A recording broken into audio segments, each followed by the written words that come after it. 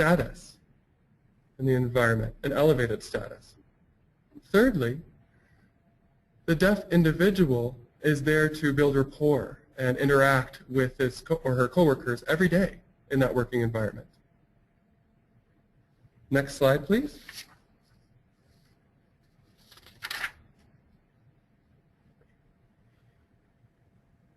I'll allow you to read this slide, please.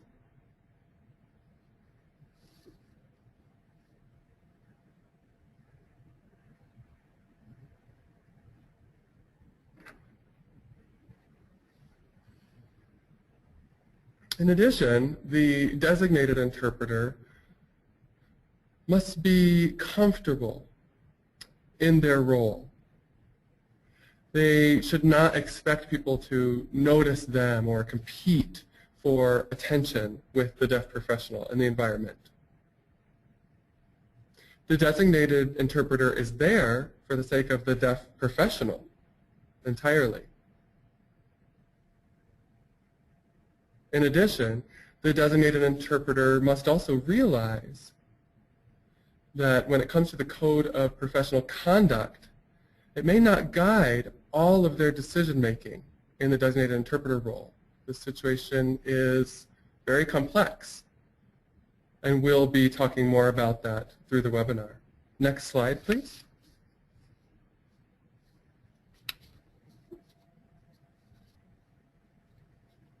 I'll allow you to read this slide.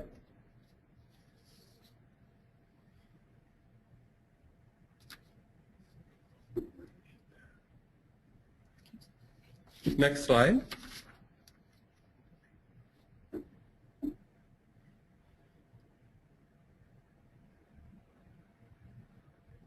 think this is a very critical definition. I can't emphasize enough that an organization or a company that hires a deaf professional is aware of the requirements to pay for interpreting. But apparently the company feels that the contribution made by the deaf professional to the organization is worth the cost of interpreting services. And I think that's critical when it comes to this definition. The deaf professional also must know his or her business, as well as know something about interpreting. The deaf professional needs to understand the interpreting process. They must also understand the components and tenets of the Code of Professional Conduct, as well as interpreting standards professionally. Finally, the deaf professional must be ready to work with the designated interpreter and build that working relationship. Next slide, please.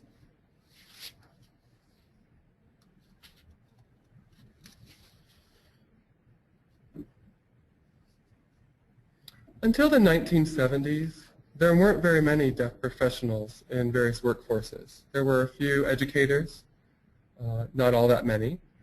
There were a few counselors working in vocational rehabilitation settings as a rehab counselor for the deaf, which we refer to with the acronym RCDs. But those were few and far between as well, until the passage of 504 and the Americans with Disabilities Act, as well as other legislation that allowed deaf people to have opportunity and access to institutions of higher education, to receive professional degrees, so that they could enter these professions. And from then on, we saw the pool of deaf professionals increase greatly. And vocational rehabilitation had a role to play in the hiring of many of these deaf professionals in various fields, such as RCDs, who are now being promoted into supervisory positions, perhaps even becoming area directors within the voc rehab system, or state coordinators for the deaf populations within their state. I know our focus this evening is on voc rehab, but I also want to mention that there are a number of different entities and organizations of deaf professionals. For instance, the Association of Medical Professionals with Hearing Loss. It's one of psychologists and physicians and psychiatrists with varying levels of hearing loss. Another entity is the National Deaf Business Institute.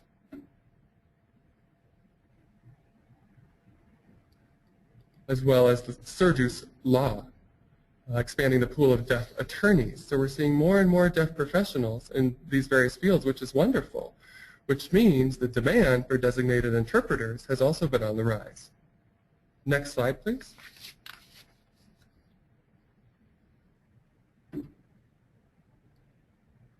We've talked a little bit about the designated interpreter and the deaf professional. I also think, though, it's important to keep in mind organizational culture and structure that can have an influence or impact upon the experience of the designated interpreter in a given environment. This slide shows the link for a particular article that talks about organizational culture. And I'm going to summarize what that article shares. There are 4 facets that comprise organizational culture that need to be looked into. First, whether the organization is flexible or dynamic, whether it allows people to make decisions on their own, if there's a lot of collaboration in terms of getting things done. Opposite of that is an organization that is more stable, that is more organized, that values control. Laterally, you'll see an organization that's focused more internally versus on the other extreme, an organization that's focused more externally. An organization that's focused on efficiency within the organization and cooperation within the organization versus an organization that's focused more on external competition.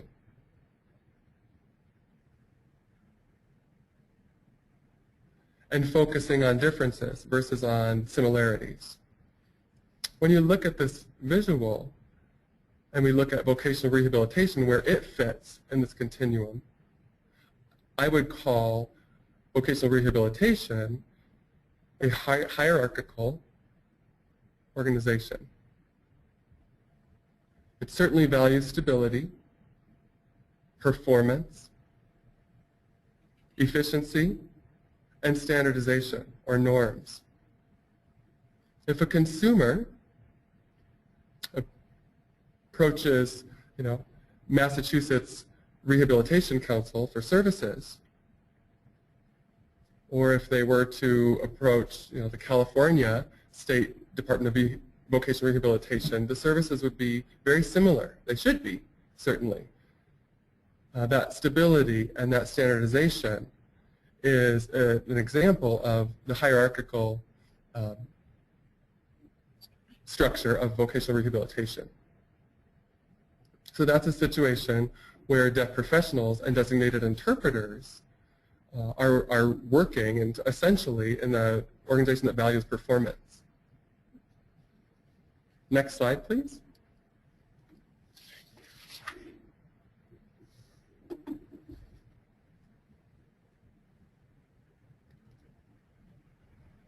Does this picture mean that all deaf professionals who are male look like the Incredible Hulk? I wouldn't say so. Obviously, we all know that deaf professionals may be male or female, of course. But the point of this slide is that, to a large extent, most interpreters are female.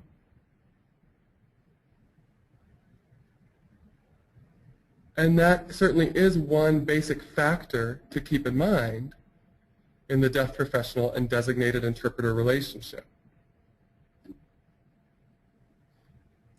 And most importantly, it's important to take a look at how this team establishes good teamwork in their relationship, mutual respect, as well as trust, and how they develop strategies in terms of improving their efficiency when it comes to interpreting and improving their working relationship. Next slide, please.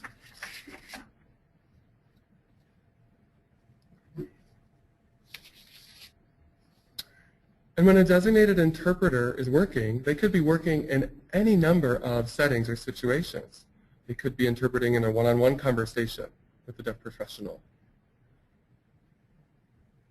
Could be a deaf counselor working with a hearing consumer. Or a staff meeting that's being interpreted. Hearing coworkers with perhaps one deaf employee. Could be the deaf person presenting to a large audience. Just means that the designated interpreter essentially needs to be ready to interpret in any type of situation. Next slide, please.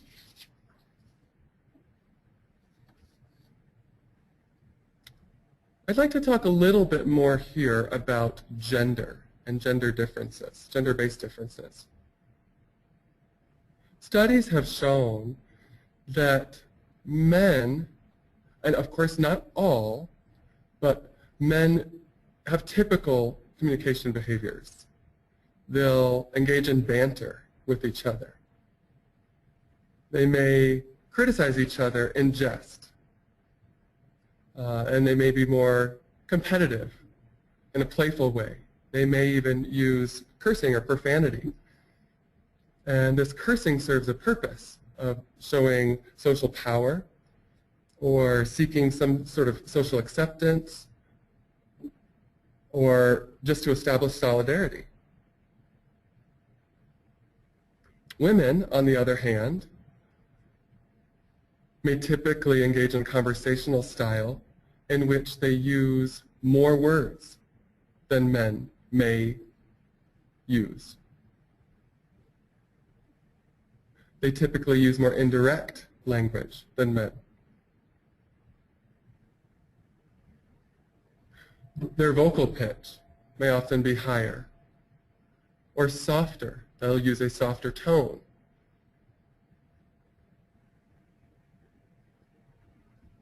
And when women are interacting with others, they're often focusing on the other's need versus their own needs. Women will often also use a certain kind of language that's referred to as powerless. For example, women may typically use something referred to as tag questions. So, for example, if a woman were to say, the budget is balanced, isn't it? Another example is hedging, another example of powerless language. For instance, the budget is balanced, I think. Another example is referred to as hesitation. So, for example, the budget is balanced, you know? In addition, women, and men as well, can, speak a sentence that sounds like the intonation of a question. Their vocal pitch or tone will rise at the end of a comment. For instance, the budget is balanced, but their point is that in fact the budget is balanced, but their vocal inflection can reflect perhaps a misunderstanding on the part of those listening. The point of this is that through all of these examples, these can occur when using a designated interpreter as well.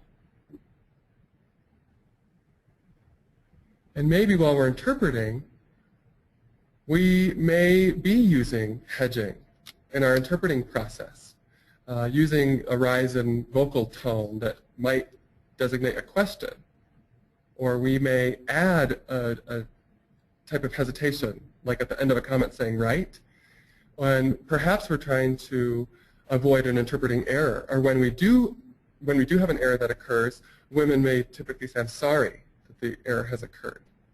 The problem, though, is that in that interpreting text, the error is not attributed, or the apology is not attributed to the interpreter, it's attributed to the deaf professional.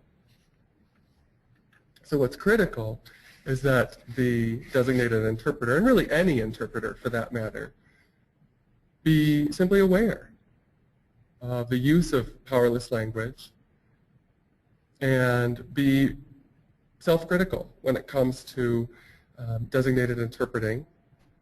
And it's important that the designated interpreter and the deaf professional get together and that the deaf professional understand that that can happen, and the designated interpreter and deaf professional work out ways to help avoid those types of powerless languages intruding into the conversation. Next slide, please.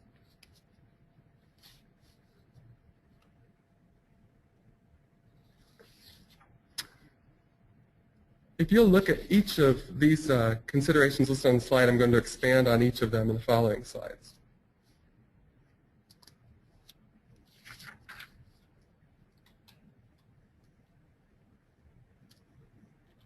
Next slide, please.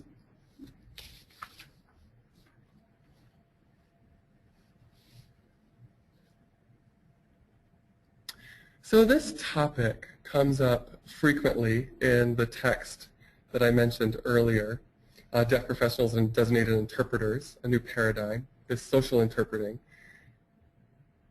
And if you are serving as a designated interpreter and the deaf professional is asked to have a lunch meeting, perhaps a group is going out to lunch and having a working lunch and you're joining as a designated interpreter, the question arises whether the interpreter should order a meal and eat or not with the group. Often it's the case that the interpreter may plan to eat something prior to arriving to the working lunch so that they can be focused on interpreting, because of course we know it's difficult to interpret and eat at the same time. However, we also do have social norms in working culture, and when people get together to share a meal, if one person is there and not eating, it can be awkward for the people who are worried that perhaps something is wrong or that the person isn't eating. And it brings the focus onto the interpreter rather than the deaf professional.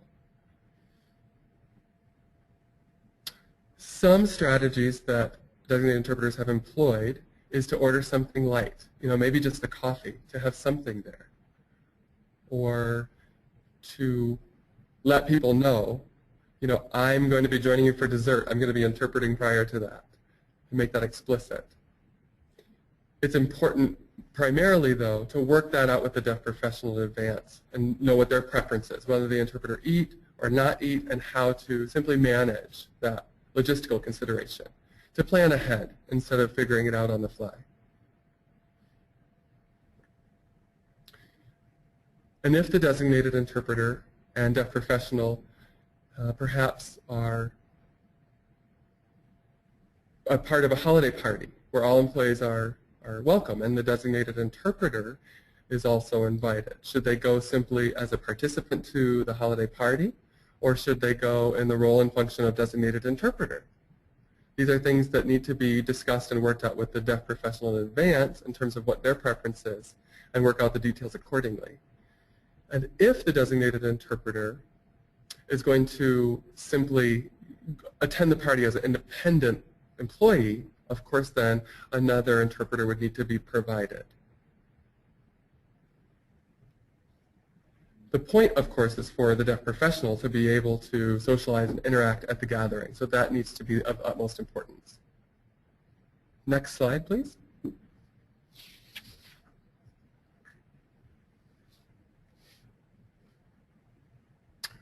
A number of organizations will be willing to hire a designated interpreter with the caveat that they have a preference that the interpreter serve in a dual role.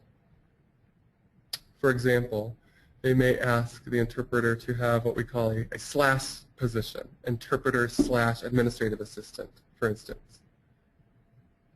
In my own experience, which began in 1977, I was 19 at the time, and my very first interpreting assignment was as a designated interpreter for a deaf professional.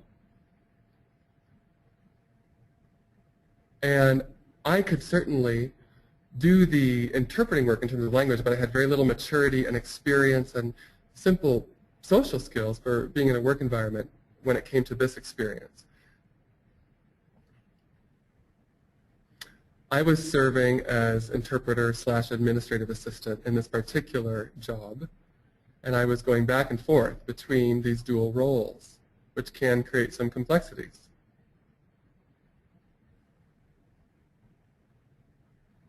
So if an individual is hired in a dual role position, it's important to ask yourself or the organization many questions, and there are many considerations to keep in mind.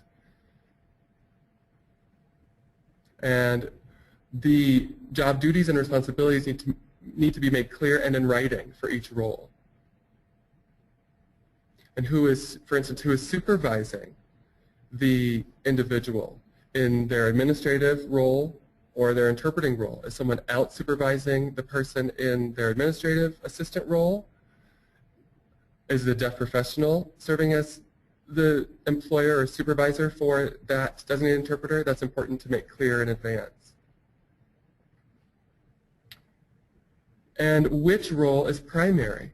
Is the interpreting role primary or the administrative assistant duties primary? Which takes precedence over the other? If, for example, if the office manager were to approach the designated interpreter and ask them to do an administrative type of assignment for them, and that person is the deaf professional's supervisor, the person they report to, and the deaf professional needs me to interpret at some point, that can become very complicated and rather sticky. And so it's important to keep that relationship in mind and figure out in advance, talking with the deaf professional about how to proceed, how to handle those various situations, making certain that the deaf professional's preferences and needs are abided by prior to the situation arising. Another possibility is, suppose I'm an administrative assistant for another peer, and a group of peers may get together for lunch, let's say, and chat, and I end up hearing a bit of office gossip. I know that the deaf person may not have overheard that gossip. Am I obligated then to pass that along to the deaf professional? That's certainly another consideration. How do you handle those types of situations? In terms of, the Code of Ethics doesn't give guidance in this type of situation. Next slide, please. Right here. Oh, go back, actually, if you would, Carrie. Go back one, please. Great.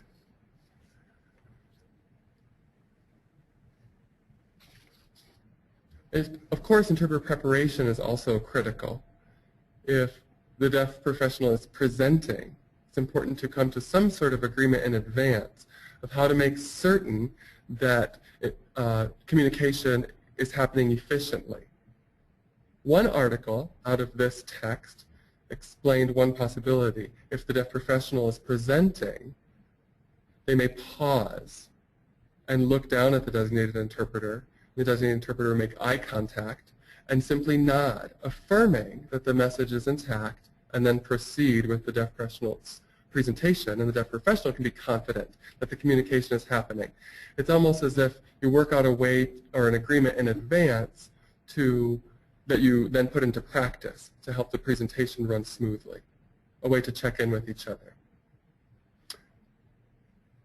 In other types of situations, perhaps there's a staff meeting, let's say, with a large number of hearing people and one deaf professional at the table. And we know that watching one interpreter throughout the day can be very exhausting, visually and in terms of concentration. And occasionally, the deaf professional may need to break eye contact just to allow their eyes to relax and come back to the interpreted conversation. And they may need to then alert the interpreter that they need to break attention, which may mean that the interpreter needs to retain or perhaps make notes of what's being said so that when the deaf professional is ready to then track and attend, they can summarize what was missed in the discussion as they gave their eyes a break. If the interpreter happens to forget what was shared, or it so happens that the facilitator of the meeting asks a question directly to the deaf professional, figuring out ways in advance of dealing with that. Perhaps the interpreter could say, could you clarify for the sake of the interpreter, or could you summarize what was shared for the sake of the interpreter? And covering up the need for the deaf professional to take a visual break, but making certain that information is being conveyed. Next slide, please.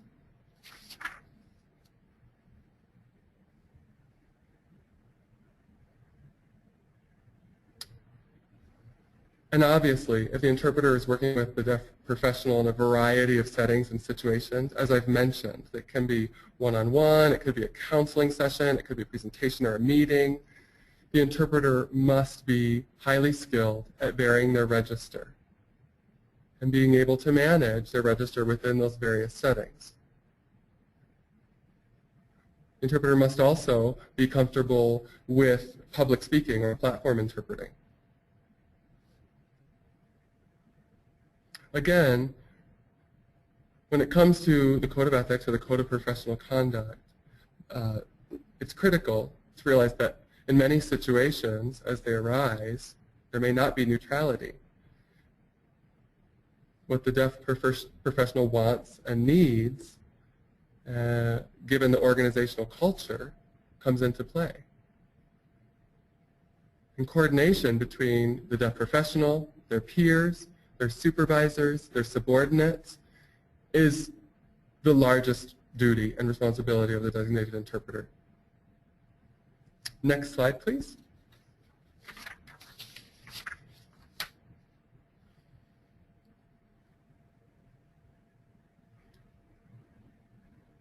Working with the deaf professional, the designated interpreter certainly has worked out certain shortcuts of you've been reading each other's mind in some sense. Bringing in a freelance interpreter can throw some of that off. And it's important to really prepare and assist a freelance interpreter so that they can be effective in that situation. Giving them information in advance can allow for that. If a pre-meeting is possible with the deaf professional's involvement, that can be a critical component to making that a successful encounter. And the designated interpreter might consider having a cadre of repeatedly used freelance interpreters that become familiar with the setting and they feel more comfortable joining in on the team. Next slide, please.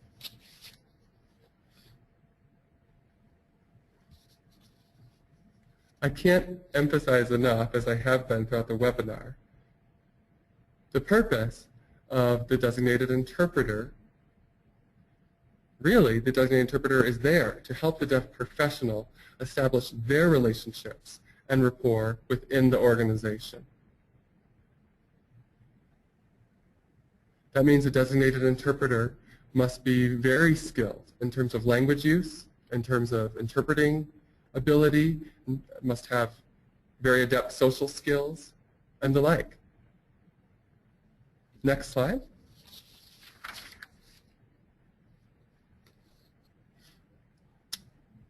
If you are currently working in vocational rehabilitation or you're interested in doing so, we have a number of resources that have been developed through the National Consortium of Interpreter Education Centers. And our website address is listed on this slide that you see on the PowerPoint, and all those resources are housed there. Those resources include an ASL glossary with 100 terms typically used in voc rehab settings. It has a list of printed resources, as well as a 6 DVD collection that I'm showing you now here. And you can order any number of these resources and more from the website. I would highly encourage you to make use of the resources that have been developed. Okay. Now we're going to have one more final poll question that we'll engage in. And remember, as I stated at the beginning, what you see now will go away on the screen. Once the poll question has been answered, will then reappear on the screen as you see it now.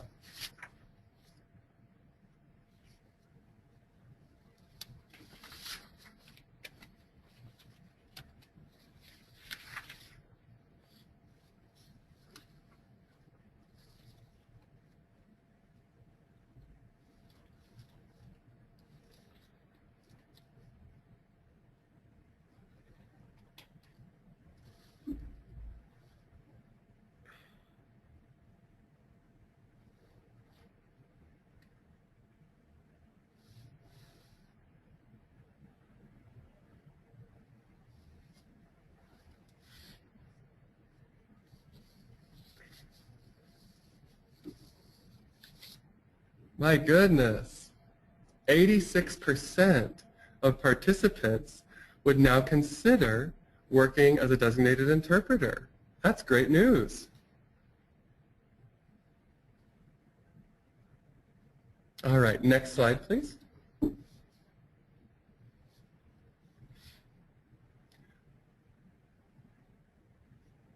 With the close of my presentation, I'd like to introduce you to an actual designated and deaf professional team who are actually working together. I'm thrilled that they can join us this evening and very grateful. I'd like to first introduce Mark Dorr. He is the area director here in Massachusetts for the Massachusetts Rehabilitation Commission, which we refer to as the MRC. He also serves as the state coordinator for deaf and hard of hearing services in the state. He's worked 21 years for the MRC. He has his BA from California State University at Northridge and his master's degree from the University of San Francisco.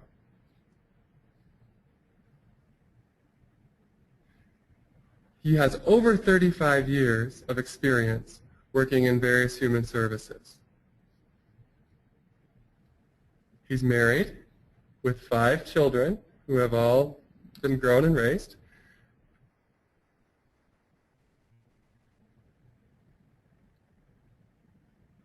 I'd also like to introduce Mary Jo Sweet. She is an interpreter who is certified at the NIC level. She has worked at the MRC in Massachusetts for 10 years. She's worked as a designated interpreter since 2011.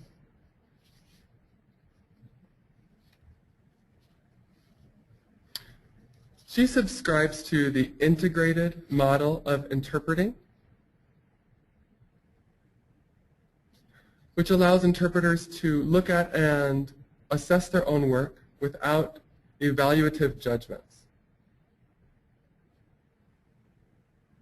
She was born and raised in Minnesota and then made her way to Massachusetts in 2002. They both live in western Massachusetts, which is a beautiful rural area of Massachusetts. So I'd like to welcome both Mark and Mary Jo to join us, please. If they can bring up their video feed. Hi there. Hello.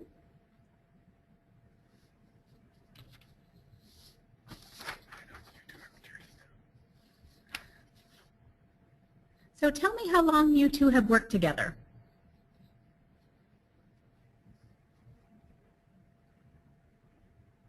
We've worked together for 10 years now. Go ahead, Mark. As she mentioned, we've worked together for 10 years. I am the area director, as Trudy mentioned, and I have been for about 4 years. So she's been working with me in that capacity for the last 4 years as a designated interpreter, right? However, we're signing that for this evening's purposes.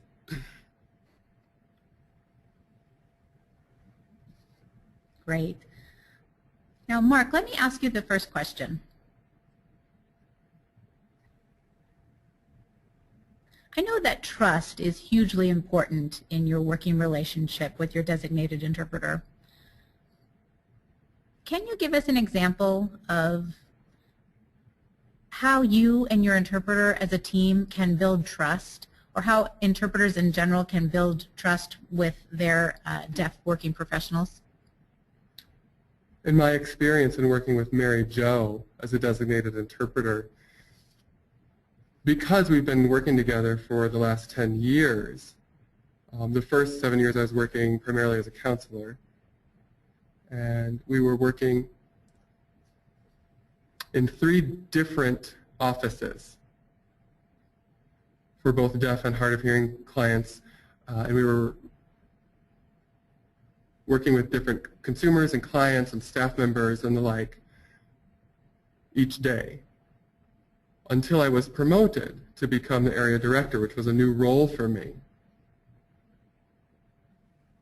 In the first year, we learned quite a bit about our working relationship as an interpreter and with me as a counselor, making sure that both of our needs were being met satisfactorily in varying situations.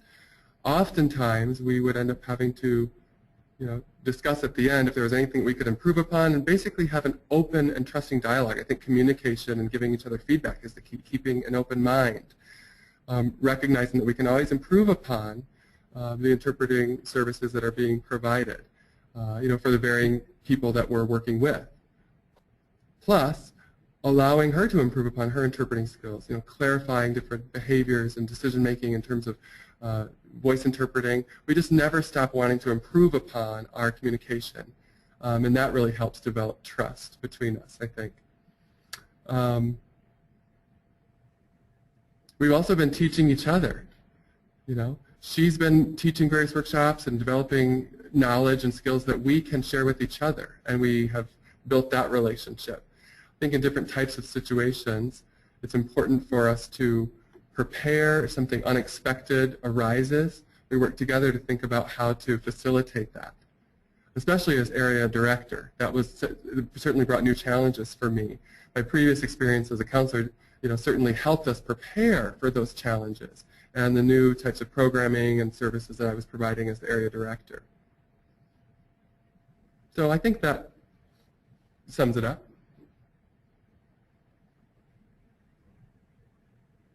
It sounds like the most important feature of your relationship is communication,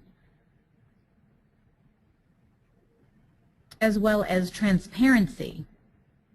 Yeah. Just that open, no holds barred, no barriers to your type of communication and feedback so that you can trust one another. That's right. Let me ask another question. Well, oh, sorry, go ahead. Another example is, for instance, sometimes if a clarification is needed because I haven't made myself clear, someone may notice that, and we may move along with the communication, and then later on we'll say, what do you need from me to make sure that I can make myself more clear? Maybe I was signing too quickly, or maybe I was off the point, whatever the case may be. We work together to try to help remedy those types of situations. Now that the interpreter is there to help me with my signing, but the key is creating communication access, creating clarity for everyone involved. I think having that open dialogue, I certainly don't feel offended or insulted when that takes place. I want to be clear, and so we work together to create that type of relationship. Thank you, Mark, for clarifying. Mark, are you drinking Sam Adams? Are you drinking Samuel Adams? I wish I were, but it's just tea. Well, Boston, it's pretty famous for its Sam Adams. That's true, but don't tell anybody. I wanted to ask you one more question, Mark. Clearly you're a man, and our audience as well as the general interpreting population is primarily female. Do you have any concerns about working with a female interpreter as your designated interpreter? And if there are any issues, how do you resolve them?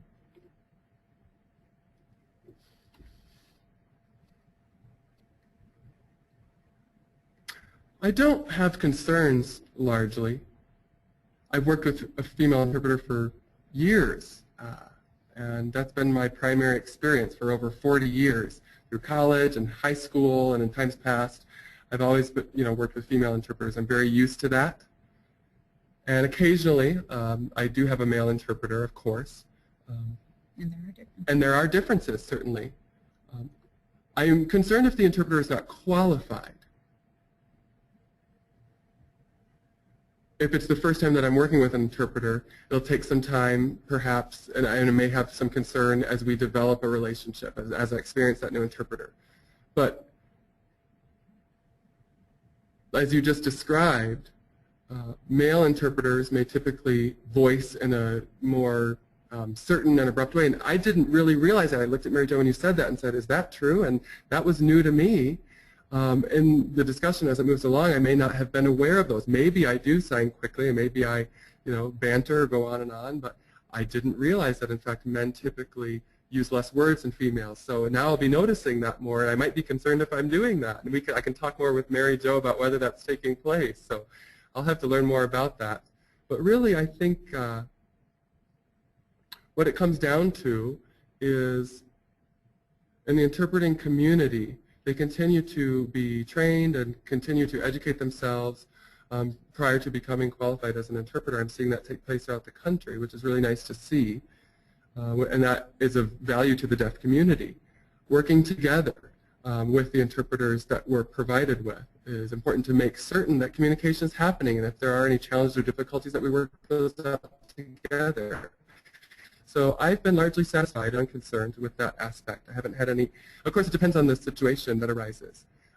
If it's a very male-dominated environment, having a female interpreter there certainly does have an impact. I've experienced that in the past and seen how that offsets the dynamic. And that does occasionally bring a concern to the surface. But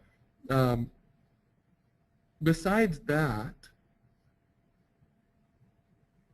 I think again it comes down to having a flexible and open relationship and dialogue with the interpreter, with your working relationship, making sure that the qualification is there when they're provided as your interpreter, and kind of going from there.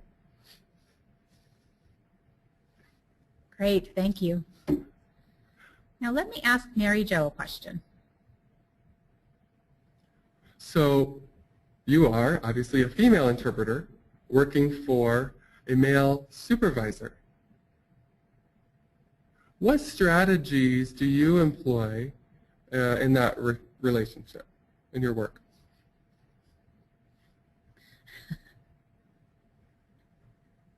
This is my handbook. I've used this book as a tool, and it's helped me immensely.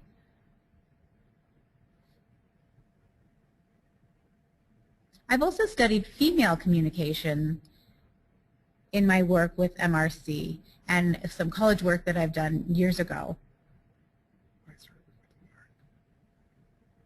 When I started working with Mark. So when I first started working with Mark 9 years ago, I started studying the difference between male and female communication. Now, my position as a designated interpreter now is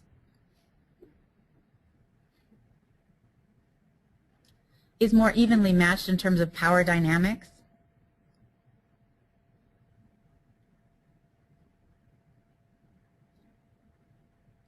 For example, if Mark is presenting or saying something in a meeting and the meeting is full of primarily women, I know how to use features of male communication in order to hold attention. For example,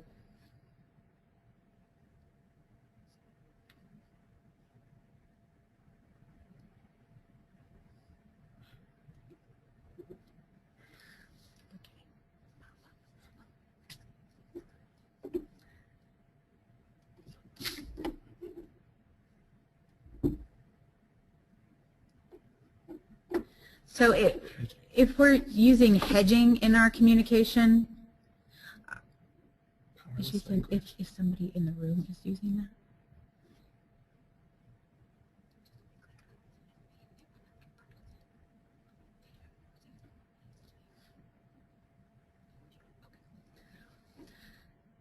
So I'm aware of when myself as a woman, I'm using powerless language. And I understand I am guilty of using powerless language myself, or I was at one time. And I notice when I'm doing it, and I can change the type of speech that I'm using.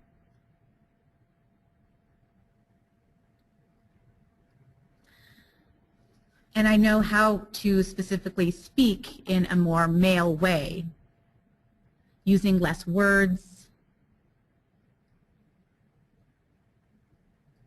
even more banter,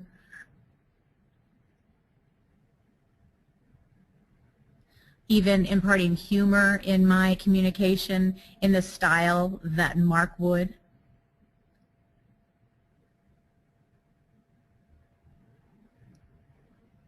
Sometimes I've worked with male interpreters,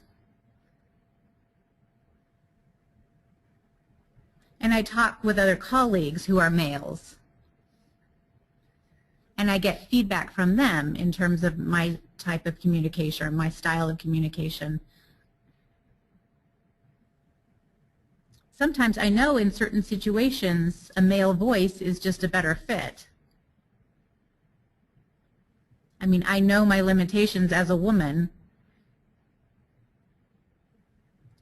and so sometimes I will happily bring in a male interpreter to team with me.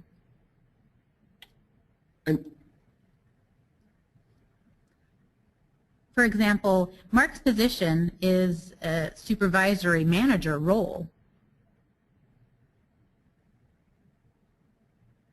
So about 4 years ago, he did some interviews.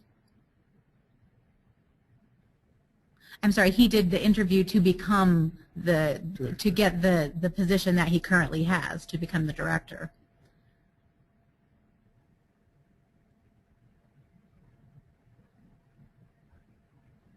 So managers were on. So the managers were on the interview panel.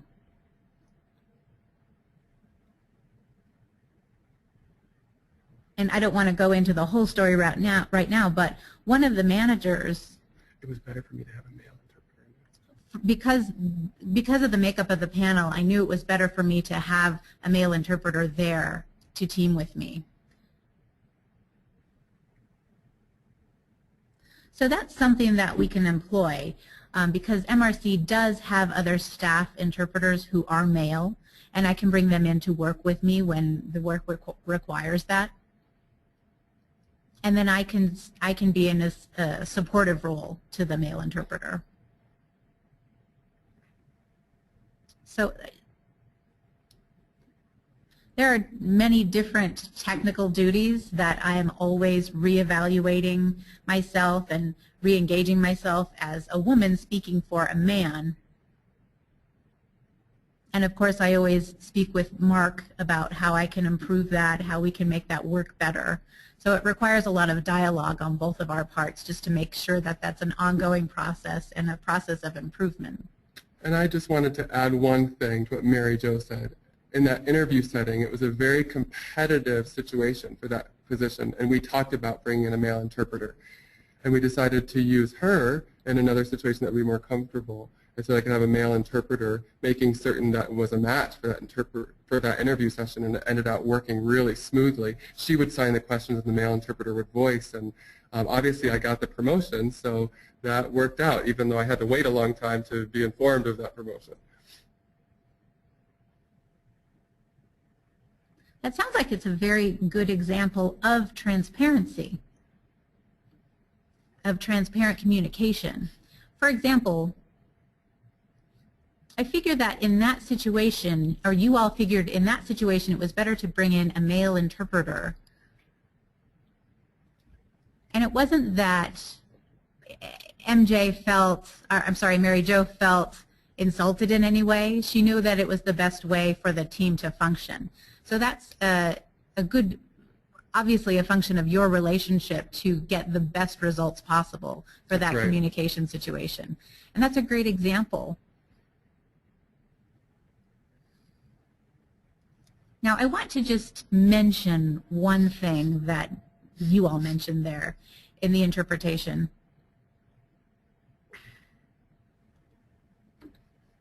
The interpretation was fine, but I wanted to see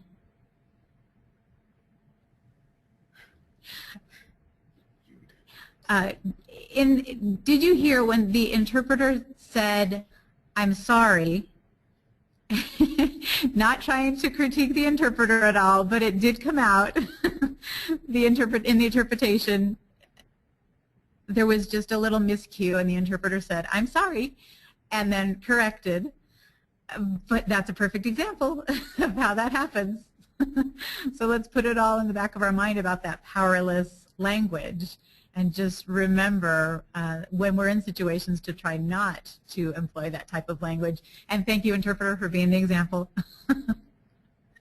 And I would add to that also, I've noticed often when it comes to meetings, Mary Jo will be interpreting, and for some reason something isn't made clear in the discussion, or she's behind in the discussion and need to seek clarification.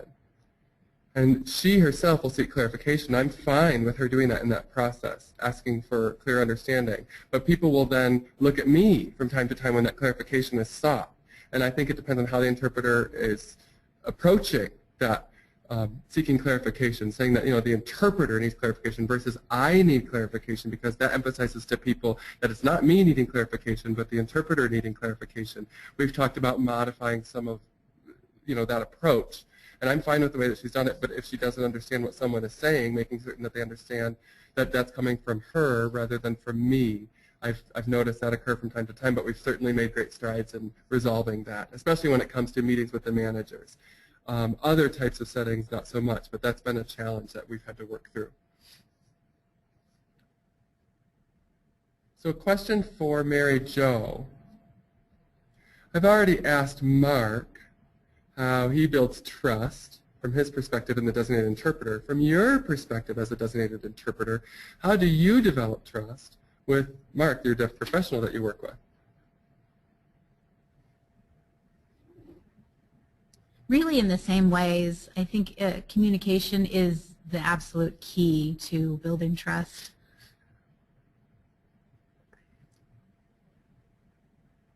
Suppose I'm interpreting and I make an error, or I just interpreted something that just wasn't quite effective. Maybe it didn't quite match what he was saying. I have to own that, and I also have to talk to Mark about it.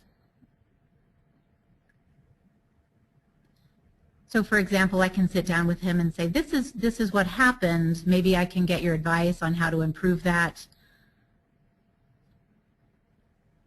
and figure out where the process broke down. At the same time, if I have a very effective and particularly great interpretation, by the same token, I want to figure out why it was effective. And we can have that discussion as well. For example, many of the meetings that we are in involve mostly men, because men are mostly in the management role at MRC.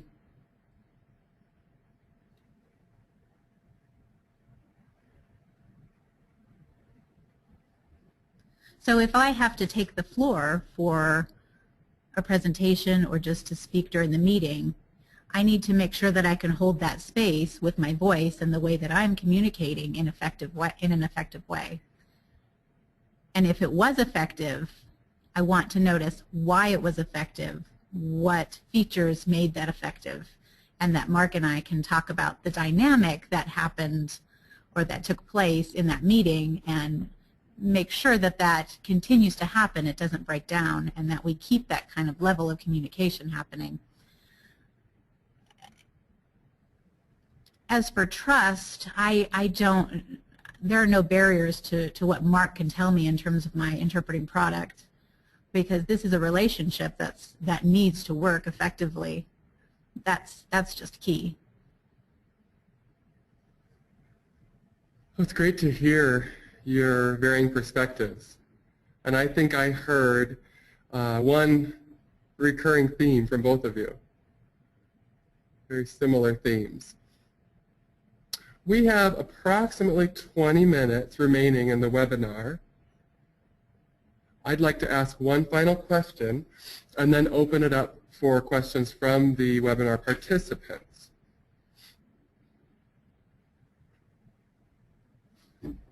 I'd like you to talk about your relationships with the rest of the office. For instance, Mark is serving in the area director role, which means he may be doing performance reviews or evaluations for staff members, or having disciplinary meetings, or serving in a supervisory capacity. And you may be involved in that as the interpreter. How do you manage your role as the designated interpreter, working with the area director, but at the same time having a relationship with the peers in the office? How do you handle those types of dynamic relationships? That's difficult sometimes, I have to say. But what I typically do when I first was selected for this role,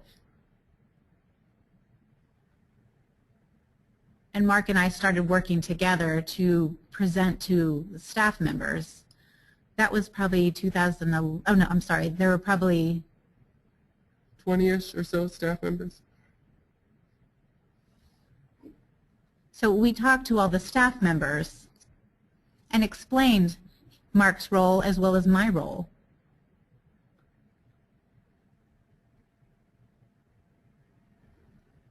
Again, at that time, I explained to them that I wanted clear, open communication with all staff members.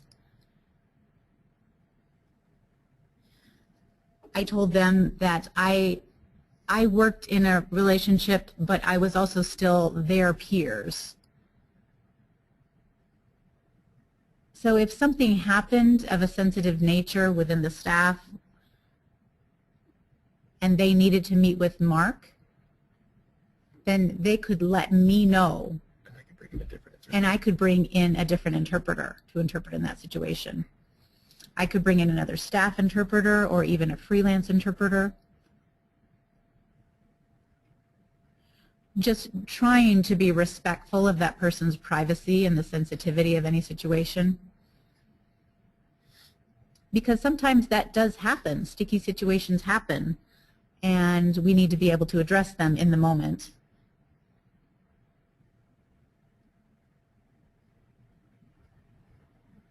For example, if something happens that day and it's not something that can be resolved right away with bringing in another interpreter, then we may have to hold off.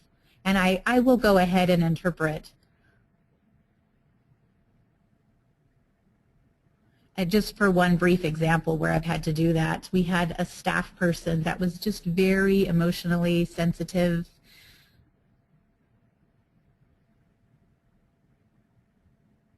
And they had I had a relationship with them as a coworker. I had a relationship with them as a coworker.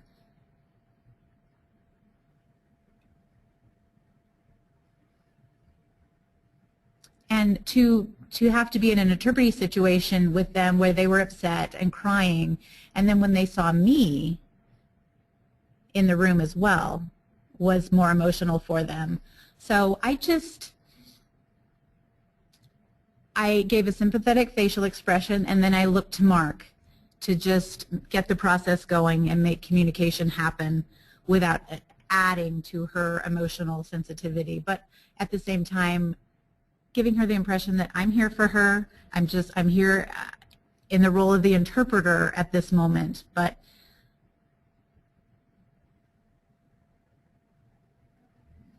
after we were out of the meeting, I knew that I could talk to her and she could share her family situation with me. I mean, in any other situation, I would talk to her about family or how her husband was or anything like that. So we had that kind of relationship, that just open relationship. but my work took primary focus at that moment, and I had to be there to interpret for that meeting.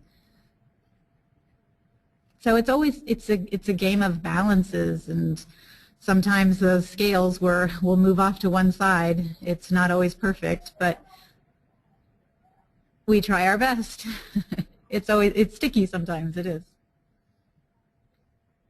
I'm sure of that. So I'd like to open it up for participant questions. And if someone would like to ask a question, I'd ask that you please type it into the chat function box. I will be reading and subsequently signing your questions, and then allowing Mark and Mary Jo to address your questions. I'll give you a moment to consider your questions and type them in.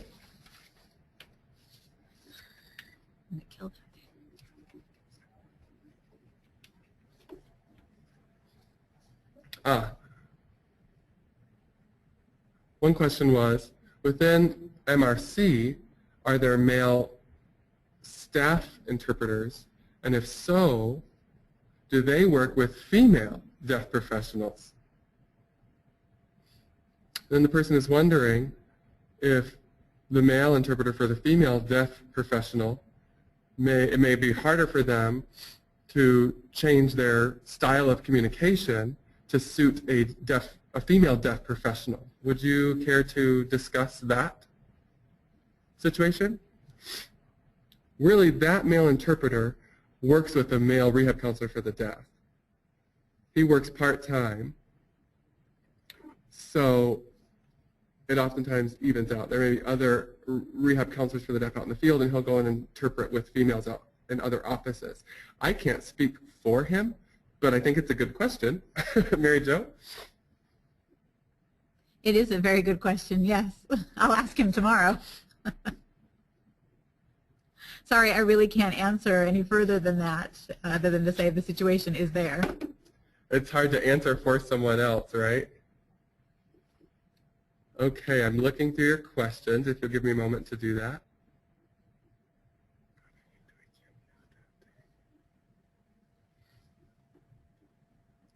Question for Mary Jo. Compare designated interpreting to freelance interpreting. What is your preference? Which one do you prefer? You're not asking me, right? Asking Mary Jo? I certainly prefer Mary Jo as a designated interpreter. And sorry, to clarify, you can go ahead and answer, Mark, but then we'll turn it over to Mary Jo to answer. Okay, I certainly prefer Mary Jo simply because, you know, as a director, I am managing a staff of approximately 20 people each day, of colleagues and peers and subordinates, and I'd prefer to have an interpreter here each day who's a part of the team, who's familiar with the ongoing organizational communication, the environment and culture, the milieu, that she's a professional involved in this team each day, and it tends to work out much better in terms of communication. That also makes my job easier. My managerial duties, my leadership duties. I feel like I can address any number of issues that have to do with trust and take care of them very easily if there are personal issues that arise. A reasonable accommodation needs that come to the surface, a policy issue that may arise from the administrative level about their working conditions. She certainly has a pulse of all of that. We may need to get together and clarify some of those policies, and I'll alert to Mary Jo, prior to the meeting what the agenda is and what we plan to discuss. But she's basically aware of those issues prior to the meeting, so it certainly makes the meetings run more smoothly. If I brought in a freelance interpreter in that situation, I'd end up having to, describe for them in advance what's taking place. It might take more time. They're not familiar with the issues and situations, policies that I'm managing. And so I would be uncertain of whether the communication were taking place effectively or whether there were misunderstandings that were being exacerbated. That working with Mary Jo certainly alleviates. Having a designated interpreter really makes communication situations very, very clear. Oftentimes there are team interpreters that work, Mary Jo with someone else for a long meeting or an all-day training or that type of thing, or all different types of duration and complexities to different meetings. There may be a supervisor who's meeting with a counselor and they've had a conflict, and that brings up a whole nother bag of needs, and we may need two interpreters, Mary Jo along with a team interpreter for those types of sensitive situations that may be highly emotional or may continue for a longer period of time. Having them there as a team to be able to alleviate some of that stress and work through some of those unique communication characteristics just helps the office operate more smoothly, I think. So I definitely prefer Mary Jo as the designated interpreter. Sorry, I went on and on, but. Thank you, Mark. No, it's great. It was very nice to hear your comments on that. Now, Mary Jo, can you compare working in a designated interpreter role to a freelance role? Can you make some comparisons?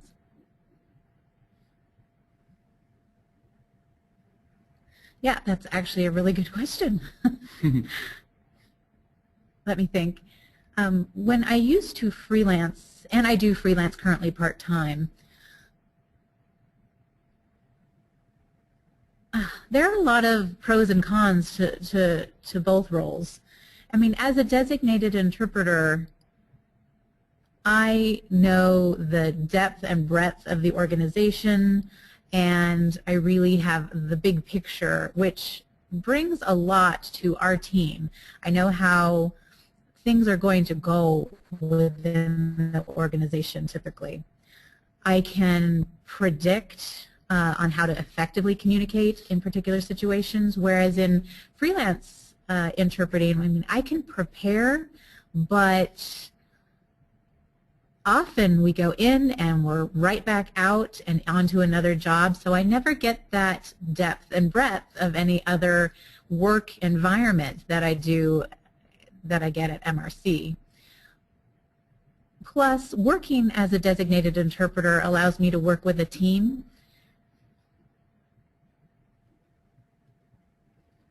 And in our team, there are 13 of us, 13 interpreters.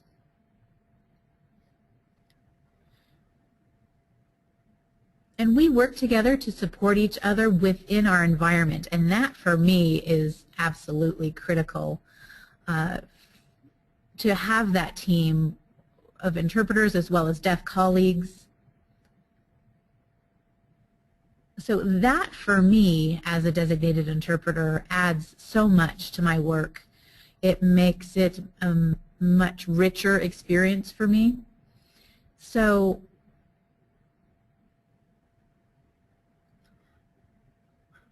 working as a freelancer can be rich as well. Working as a freelance interpreter can be a rich experience as well, but working at MRC gives me a lot more depth. I feel like I, as I said, have the big picture, the whole image of what MRC looks like and how it functions. So that helps me a lot. I'm sure I could say more about this, but maybe that'll have to wait till later. And it's possible that the staff who work with her may be more comfortable when she's a part of the team and a part of the process because they know her familiarity level, and so there's a greater level of trust when they come in and work with her than just a freelance interpreter. When she's out on vacation, because she needs a break from time to time too, and we have to give her a break, but when freelance interpreters come, I certainly notice a difference. With her, I can just worry about my managerial duties and deal with the communication process. When we bring in freelance interpreters, I often have to be concerned about their ability to serve as a proxy for the designated interpreter. And I know that she definitely works with them and sees them as colleagues, and they work well together as a team. Thank you both. Now, there are many more questions coming up, and I know that we don't have enough time for them, but I hope that Carrie can send an email of the questions that we haven't answered, and if you feel comfortable, maybe we can pass that along to you so that you can answer them. One question that keeps coming up has been brought up a couple of times, and we haven't been able to ask it.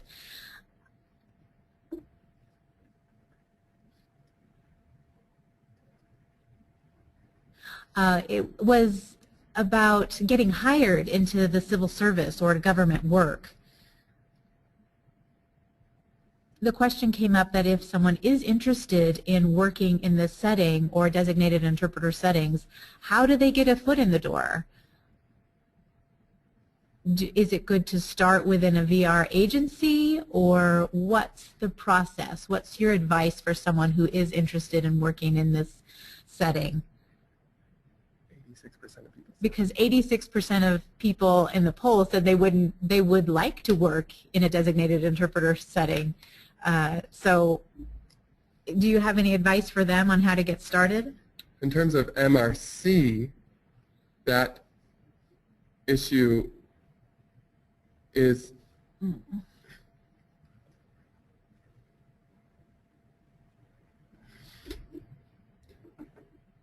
Oh, the civil service. the civil service is dead, essentially, and within MIC.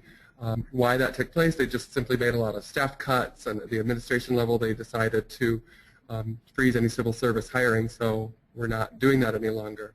We post job openings, and outside applicants are welcome to apply. We have interpreting positions for 2 offices. It'd be nice to have more staff interpreters for the varying offices in MRC. In the next couple of weeks, we'll be starting a hiring process for those positions. There are 11 staff interpreters working, and we're expecting 2 more to join on board. But in terms of, in Mary Jo's situation, it certainly wasn't easy. As a rehab counselor for the deaf, I became an area director. And we had been working out of one home office. When I applied for the director position and was offered the position, that took 9 months, that process, to go through the approval, had to go to the governor's office to be appointed, because a management position is an entirely different game than just a regional position. The regional council doesn't make those determinations, the governor's office does. So it was a different process which took quite a bit longer to gain approval, and the funding had to be secured for the position. A number of bureaucratic hoops had to be jumped through. So I had to deal with the budget to make sure that a designated interpreter was possible. And then we got approval for that after 9 months. It may take 6 to 8 weeks to approve a staff interpreter position. But the civil service hiring procedure is essentially dead.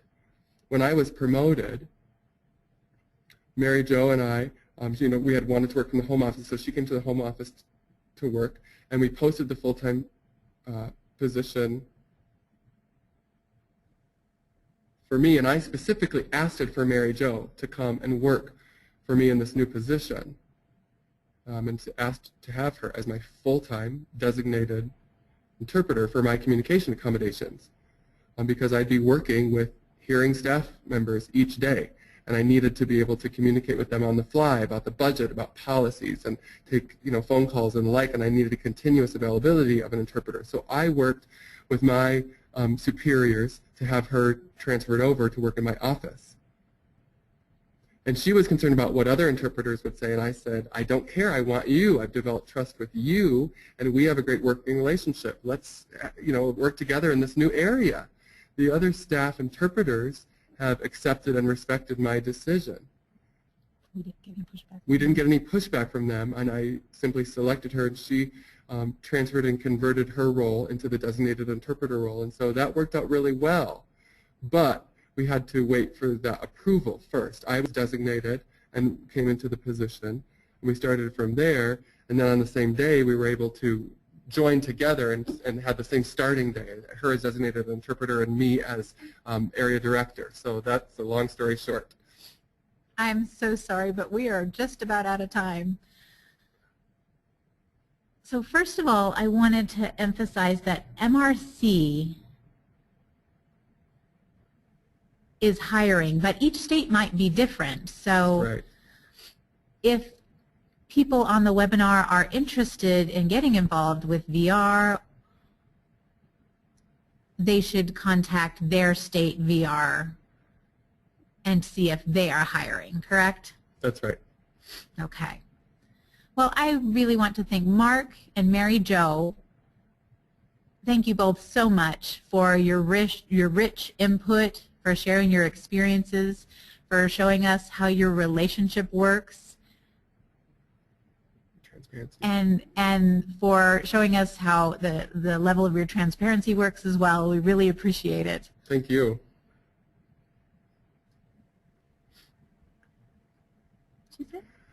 We're going to close for now. All right, we're going to close your screen for now. And then we need to go to the next slide, please.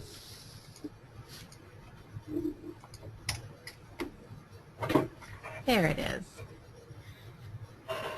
The next webinar is going to take place, and I believe this is the last one, is going to take place on November 24th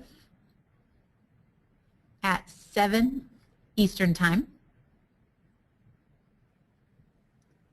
The presenter is going to be Anna Witter-Marathu, and the topic is skill development for VR interpreters, models, and resources.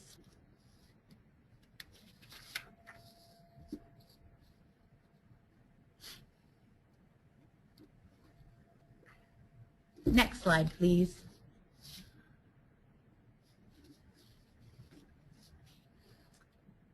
Our funding is from grants from the U.S. Department of Education, Rehabilitation. We want to thank all of you for being here. We'd also like you to fill out your evaluations because we do feed that information back into the grant system so that more benefits can... You can benefit more. So you can benefit more when you're working in the VR setting. And we look forward to your joining the next webinar. If you do go to CIT, please visit our booth.